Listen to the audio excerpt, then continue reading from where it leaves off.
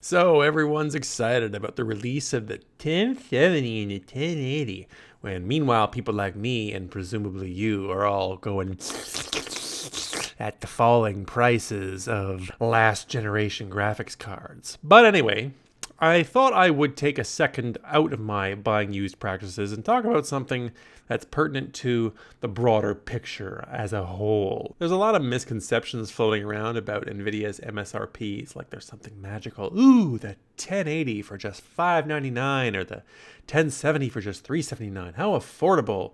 It's almost like we've never seen this before, except you have the fucking memory of a goldfish and it's exactly the same every goddamn time. Oh, but the 1080 outperforms the Titan X and the GTX 1070 outperforms the Titan X. And how did they manage to do that? That's incredible. That's exactly what happened the last time. 780 Ti was made to look like a piece of shit by the GTX 970. Anyway, I'm here to show you evidence of that, complete with historical MSRPs, charts and graphs, and good old-fashioned economics in a new segment I like to call Compunomics. Okay, so let's take a look at the 1080 and 1070 upcoming releases and see if we can make any sense of where these cards are headed and how they're going to fit into the price performance structure based on historical data that I've now presented in front of you. So first and foremost, the number one myth I hear floating around the internet about these cards is, oh my god, it's so great, it's so revolutionary. NVIDIA has truly broken new ground. This is going to be fantastic and vastly improve my gaming experience. Well, let me say that yes, if you take them at their word, these cards do look impressive on paper. They are a considerable step forward, no one is denying that.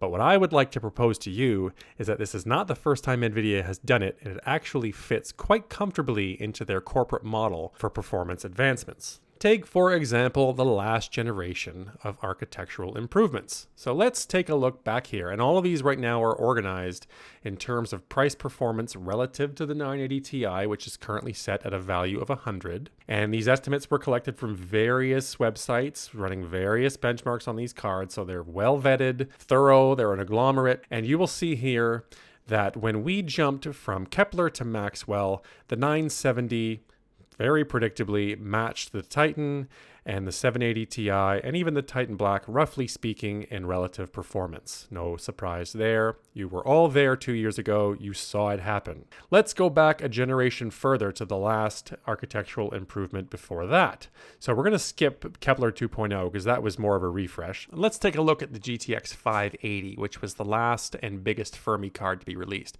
Now, when it was replaced by the 680 as the flagship, the 670, the cut-down version of GK104, performed considerably better than the 580, the former flagship. Even the 660 Ti, which came out some months after the 670 was released, was better than the 580. So not only did we have two cards that were better than the previous generation's flagship, we actually had three.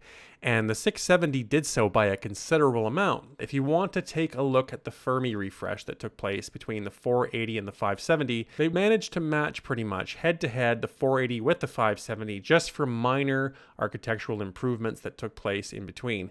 So as you can see here, there is plenty of historical precedent to suggest that the new 1070 card is indeed predictably going to either match or exceed the performance of the 980 Ti. One more thing I wanted to point out before moving on is that I have priced the 1080 here at 120% of the 980 Ti's performance, which is actually a very conservative estimate considering that NVIDIA themselves have said it's about 30% better in regular gaming. Anyhow, my one key point here is this. A company not only needs to compete against its competitor in a given field, but it also needs to compete against itself a lot of the time. In order for NVIDIA to incentivize people to upgrade, the graphics cards that they release need to be, by necessity, better than the previous generation. It would be absurd for them to put out a new flagship, a new king, as they call it, that is markedly worse than the previous one. That wouldn't make any sense. Even if the price-performance ratio made sense, the release of the card overall wouldn't. Now, as for the MSRP pricing, here we have the data sorted accordingly. The dark green bars in the background indicate the release MSRP of each card, and of course the bright green in the front indicate performance. And you'll notice that the 80 series cards in here were all priced on release between $500 and $600-ish roughly, and the 70 series cards were all released between $329 and $400. NVIDIA once again has toed the line and maintain the status quo. They have done nothing revolutionary with the prices. Performance improvements, yes. Pricing improvements, pretty much no. With this generation in particular, there has been a considerable leap. The 980 was fairly reasonably priced at $549, and the 970 was an absolute fucking AMD slayer at the time and came out for $329 MSRP, which is the lowest of all the 70s they've ever done, which was incredible considering the massive performance it delivered for very little money, 3.5 gigabytes of VRAM aside. But the 1080 and the 1070 look to change that math just a little bit. The MSRPs actually went up considerably when compared to inflation. It's only been 2 years, and they bumped the 1070 up by $50, and they bumped the 1080 from the 980 up by $50 as well. So a fair bit of an increase there. Could be a result of poor yields. Going down to a new node is always difficult, I guess. There's engineering challenges associated with it. A number of factors could be influencing this, including a lack of competition. AMD is dragging their heels. They're a few months behind at the very least. It looks like NVIDIA is going to have run of the market for the next little while, so why not? There will almost certainly be an MSRP drop over the summer once AMD gets their shit together, but for now, this is what you're looking at, and it's going to stay that way for the near future. So here we have all of NVIDIA's flagship releases charted from oldest to newest, and this time to scale so that you can see the gaps in between. I've taken the Titans out on purpose because I think we can all agree that the Titans make poor price performers, and given that the 780 Ti and the 980 Ti, thanks to the AIB partners, came with more overclocking ability and better cooling solutions, and actually ended up performing better, the Titans aren't really relevant on this kind of a chart, especially with the point I'm about to illustrate. But anyway, here it goes. So as you can see, the spacing between flagships has kind of increased in recent years. Now, this should not be a surprise to you, because this whole pattern started way back in Fermi, more or less, when NVIDIA said, you know what, the 480 was kind of a fuck-up. Let's fix it, release it as a new flagship, and make a whole bunch of new money. And that worked. The 580 sold quite well. So then with the next generation, they had a node shrink, they had architectural improvements, and they thought, well, rather than put out full-fat Kepler right away, considering AMD isn't doing very much, why don't we put out a 330-ish millimeter square die and call that the flagship? And here was the 680 that was later rebranded somewhere in here as the 770. Now, the 680, we knew at the time, GK104 was its fucking name. It was not a true, genuine flagship. We knew there was more to come. And lo and behold, the 780 and 780 Ti in succession came out to replace it, with the Titan actually coming before the two, but at an absurd $1,000 price point, so that doesn't really matter. Then, about a year and a half later, they did it a second time. They said, you know what? It worked out so well the first time. Let's see if we can get two flagships out of the same generation again. And that's exactly what they did, because the 980 came out and it was king for a better part of a full fucking year before the 980 Ti, the full-fat version of Maxwell, came out shortly after.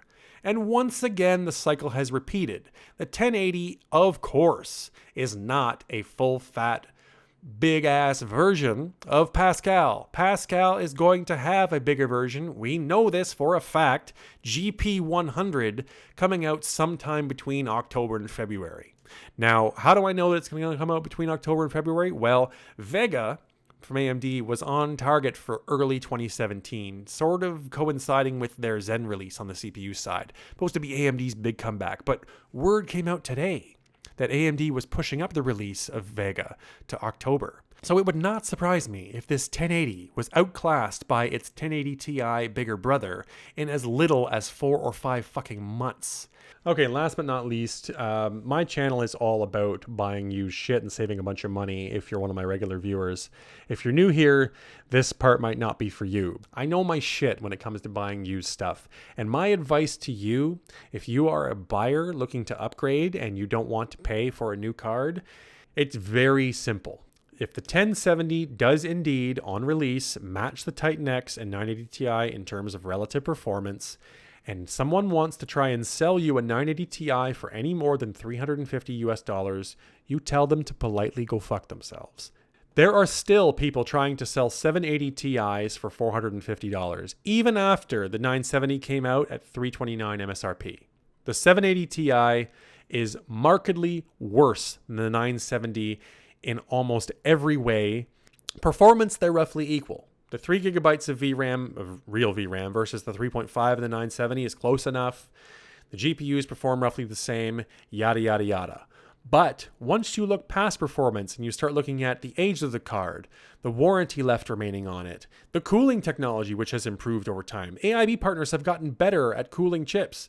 All of these things considered, the 970 is the better buy every single time. So these assholes trying to sell you $450 780 Ti's need to go fuck themselves from your perspective. Starting today, you should not be buying a used card. This right here is the 2-week period that you wait. You wait to see what that 1080 looks like. And from that 1080, you can infer how the 1070 will roughly perform. It's just a matter of simple math. And then once that 1070 hits the shelves and you know for a fact how it performed, from that point on, $350-ish is your limit on 980 Ti's. And considering the age of the cards and how they've been treated in the dust, you might even go lower. And every other card below it on both the AMD and the NVIDIA sides in performance should be markedly lower than that. The 1070 is going to be the new high water mark. End of story! I know I keep rambling after every time I say end of story, but this time I mean it. That's the end of the story, end of the video. So there you have it, folks. That's my take on the mango. So there you have it, folks. That's my take on the 1070 and 1080. Not to say that I'm not impressed. I am.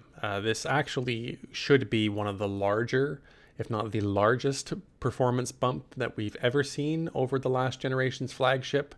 But the fact that 2 cards from the current generation are going to beat the flagship from the last generation is nothing new.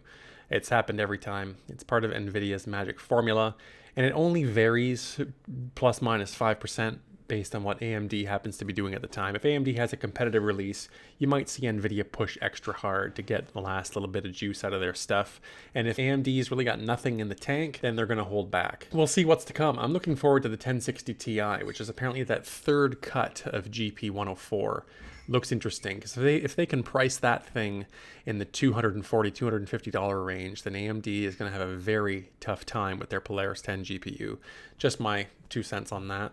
Anyway, that's it for this short video. I hope you learned a little something, and I hope I've abated some of the hype that surrounds the 1080, because as much as I do like NVIDIA as a company, everyone should just take a deep breath, calm the fuck down, and evaluate the situation as it unfolds, and make fact-based assessments rather than just jumping to wild conclusions based on what WCCF tech happens to say on any given day. So anyway, build vlog should be coming up next. That's my next video, and thanks for watching, and I'll see you next time.